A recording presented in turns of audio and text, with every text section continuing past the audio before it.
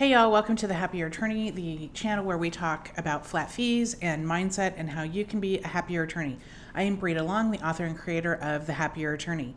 And today we're going to talk about one way to price your flat fees, to come up with your price for a flat fee. And there are several different ways to price your flat fee. This is one of them. And you can use it in combination with the others, but we're just going to talk about the one today. And this is based on simple math, just absolute simple math. The math has to work though. Anytime with flat fees, the math has to work. And I'll talk to attorneys who are using flat fees now. And when they talk about what they're charging, the math just doesn't work. And that's going to be a recipe for disaster. And when I say the math doesn't work, generally they're charging far too low. So this is a really simple exercise. It can sound a little woo-woo, just go with me.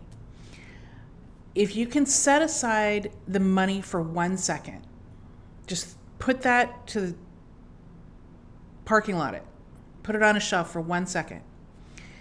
If you can think about and feel, not just in your brain, feel how many new matters or new cases is the perfect sweet spot per month for you. For you, not for the attorney down the street, for you. And sometimes it really helps to close your eyes. Don't overthink it, just what number comes up very quickly, because after 3 seconds our brain starts to kick in, and that's not going to be the right answer. What we want is our instinct answer, our gut answer. So let's say you do family law and you close your eyes and you're like 10 cases a month, which I've actually heard. I'm like, whoa, you want a high-end firm with bespoke and you want 10 new family law cases a month? Ooh, that's a lot. That's a lot. I'm like, let's do it again. And then inevitably, my clients are like, 3, maybe 4. Right. So this has to be based on your practice, what kind of service you want to give. Again, put the money, don't worry about the money right now. This is more important. When you start thinking about the money right now, it screws this up. Okay? It interferes. So don't think about the money right now. Just close your eyes, whatever your practice area is. What's the perfect sweet spot where you're doing great work for your client, you're busy enough, but you're not too busy? If you're doing estate planning, is it 4 new matters a month? Is it 6? Is it 2? Because you're doing higher end? I don't know. That's up to you. What number comes up right away?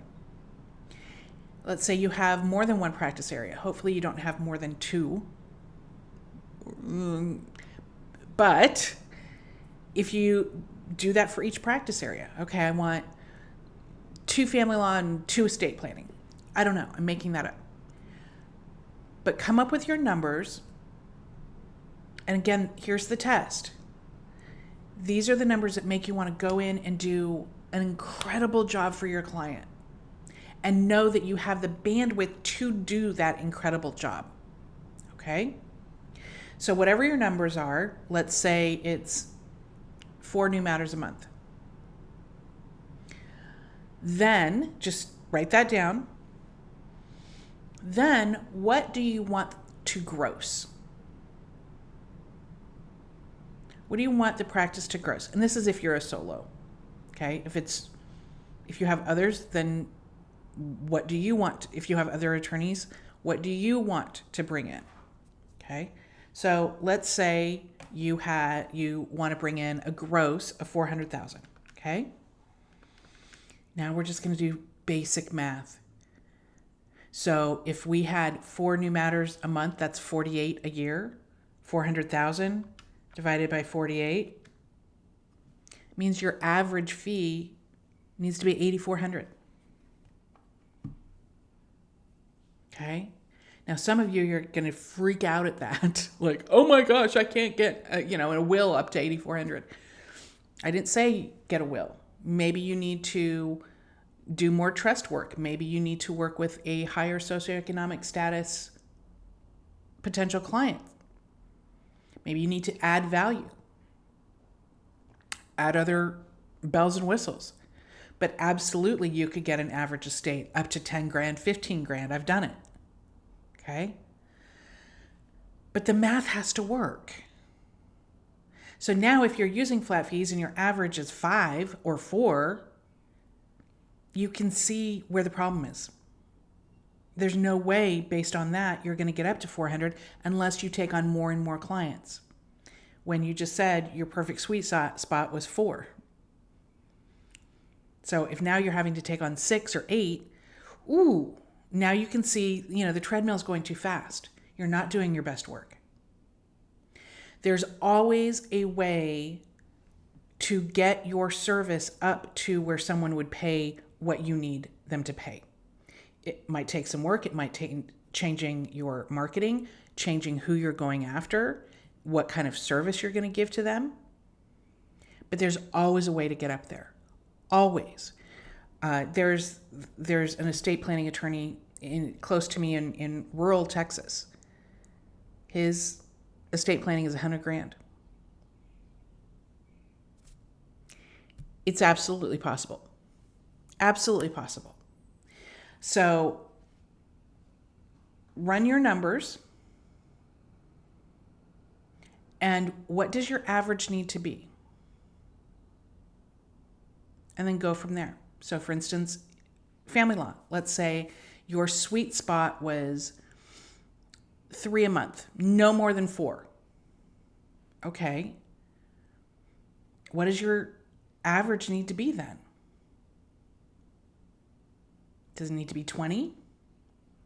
Okay. Keep in mind, law firm is expensive to run and you have a right to get paid. So don't artificially lower what your gross is. Don't do that. Okay. But the math has to work. And you can't have a low flat fee and still make your number. So what I don't want you to do, and what's really dangerous to do, is go, okay, well, I did this stupid little exercise that Brita told me to do, and it turns out my average family law needs to be 20. But, that's really high. That makes me uncomfortable, so I'm going to say 15. And I'll just lower my costs. It's fine. I'll just lower my overhead. It'll be fine. It won't be fine. It won't be fine because that means less service. That means taking on more clients, you getting paid less. You're not helping anybody when you're broke. You're not helping anyone when you don't have any financial bandwidth, any time bandwidth, any energy bandwidth. You're not. So when you're tempted to go lower on a fee than what the numbers call for, know that there's a choice there. Pick your pain. You can have the pain of having it feel a little uncomfortable when you're saying that number to the initial, or you can pick the pain of overworking, of financially struggling, of not ever being able to really leave work behind. You're going to still be working at home. You're still going to be working at your kids' soccer game and not paying attention to them. All of the things that you wanted to get away from when using flat fees in the first place. And I know but nobody will pay that. Yes, they will. There's a way to do it. But yes, they will. I've proved it thousands and thousands and thousands and thousands and thousands of times. But there's always going to be a cost. And when you're the one who is paying that cost just because you don't want to say a high number when you haven't even tried it, that's a recipe for disaster. Okay? So try this little exercise. It'll at least show you if you're in the ballpark or what you really need to do. Because if you need to charge a premium price to make the numbers work, then you need to know that, and you need to know, okay, what do you need to offer? What value do you need to offer in order to be able to charge that? Or you can then decide, okay, maybe I don't want that premium. Maybe I want a more volume practice. That's okay too, but then you're going to have to be really efficient. Really, really efficient. There's not a perfect solution here. There's not a solution where you're not going to be a little uncomfortable. Period. So pick your pain, but do this exercise. What's the perfect number of cases or matters per month? New ones. For you. It doesn't matter what the attorney down the street does. For you. Where you are like, yeah, I am hitting it out of the ballpark. I am doing amazing work. This is just right. And then what do you want to gross? And divide. That's what you need to be hitting for a flat fee. Okay? Hope this was helpful.